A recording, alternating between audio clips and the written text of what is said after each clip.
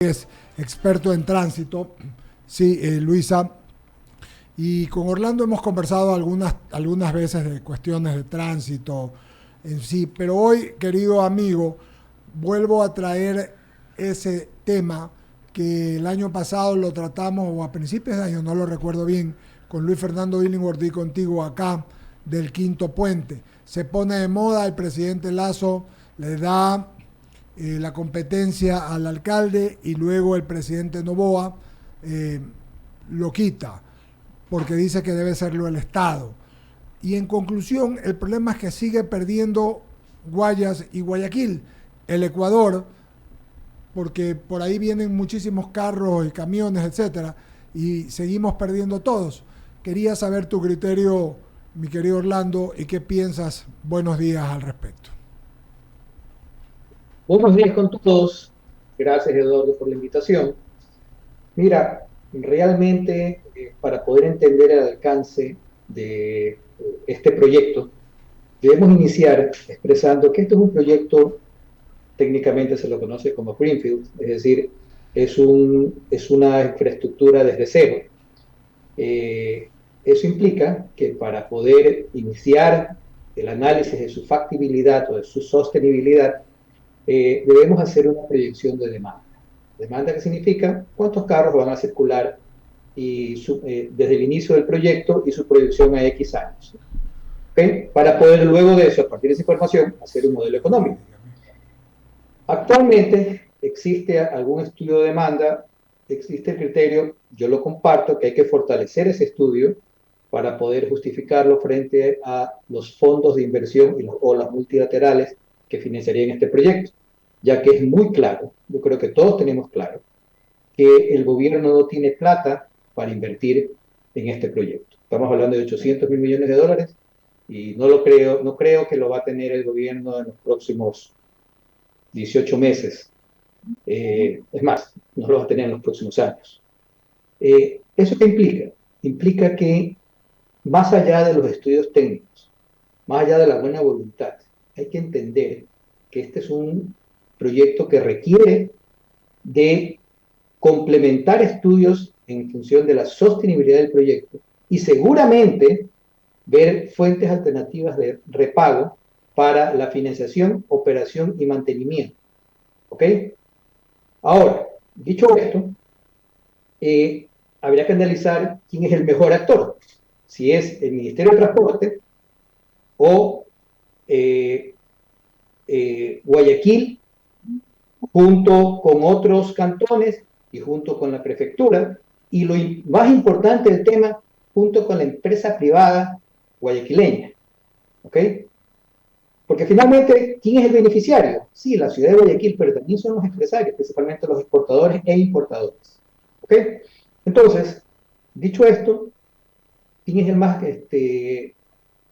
idóneo para manejar el proyecto? Yo creo que es la ciudad de Guayaquil, junto con la prefectura y junto con los cantones de Daule y San Borondón, perdón, Daule y Durán y Naranjal, que son los involucrados en el tema. Una mancomunidad, probablemente liderada por el municipio de Guayaquil, sería mucho más eficiente en el proceso de estructuración de la sostenibilidad de este proyecto, porque va a ser con fondos de inversión o préstamos de multilaterales. Y definitivamente tenemos que trabajar en ese tema. Ese tema no está definido al momento o hasta hace poco tiempo, no se había realizado ese trabajo. ¿Ok? Entonces, Eduardo, creo que sería interesante que el señor presidente reciba una asesoría y le aclare realmente la importancia de que este proyecto sea manejado de forma regional y no por el gobierno central. Sin embargo, entiendo que políticamente el hecho de que hayan hecho digamos, un acto público en el cual se delegaba la competencia a la ciudad de Guayaquil un día antes del nuevo gobierno, no creo que sea conveniente, no creo que haya sido lo mejor. Probablemente el presidente actuó en función de eso. Orlando, ¿sigue el diseño siendo el mismo del que hablamos nosotros? 44 minutos de puentes, viaductos, todo lo demás, ¿sigue siendo el mismo, el diseño original?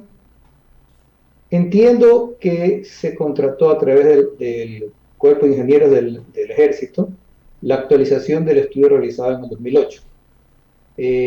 No sé, digamos, cuál fue la actualización que ellos realizaron, no tengo esa información, pero en teoría se lo va a hacer en función de ese estudio, esa actualización realizada por ellos. Me imagino que está muy enfocado al tema del puente. Una de las discusiones era la altura del puente. Gracias, Eduardo. Orlando, ¿cómo le va? Buenos días. Luisa Delgadillo le saluda. Una pregunta. ¿Cuál es el riesgo de que temas como este, de obras que son necesarias y que son importantes como esta, terminen politizándose o terminen paralizándose o quedando en stand-by porque políticamente no resulta o porque se pone en tela de duda por encima de la necesidad de la obra si hubo o no la buena intención de hacerlo, sobre todo cuando en el año, 2 años del gobierno del expresidente Lasso, la atención del país se centró tanto en tantos temas de otro orden, políticos, la censura y tantos otros, que tal vez por eso quedaron postergados estos que no dejan de ser vitales para una ciudad como la nuestra en constante crecimiento y desarrollo. Luisa, buenos días. Este proyecto se definió a principios de los años 2000, es decir, 2001, 2002. Se hicieron los estudios técnicos en el 2007 y finalizaron en el 2008. Y de ahí a la fecha se ha convocado por 4 veces, por parte del Ministerio de Transporte, una licitación para la concesión del viaducto sur. Las 4 veces se ha declarado desierto por diferentes razones. La última, por inconveniencia para el país, porque significaba, por el riesgo de demanda, una posible egreso de 5.000 millones de dólares. Es decir, la razón por la que no se ha podido licitar es porque la sostenibilidad del proyecto no está bien estructurada. Nadie va a invertir para perder plata. Y esto va a ser con fondos privados o con multilaterales. Y ninguno de los dos le va a aceptar un proyecto que no esté definido cómo va a ser su fuente de repago. Y le aseguro que no va a poder ser exclusivamente por peaje. Ahora, efectivamente, hace 2 años y medio sé que al gobierno se le dijo, señores, por favor, deleguen la competencia para que la maneje la prefectura junto con la ciudad de Guayaquil. Y por rencillas políticas no se hizo. ¿Okay? Finalmente, los guayacenses hemos perdido 2 años y medio en este tema. Lamentablemente, sí, Luis, esto es un tema que se ha politizado y que es un botín político, digamos, para ganarse el capital político que daría la realización de este periodo tan importante para Guayas y para el país. Más allá de perder el tiempo por estas rencillas políticas y sobre todo de cara a lo que será un nuevo periodo proceso de elecciones en el país en el 2025, económicamente hablando, ¿cuánto hemos estado perdiendo? ¿Cuánto perdemos? No solamente de lo que deja de generar la posibilidad de contar con ese quinto puente y mejorar el tema de la movilidad entre Guayaquil, Durán y la otra ciudad o cantón, Yaguachi.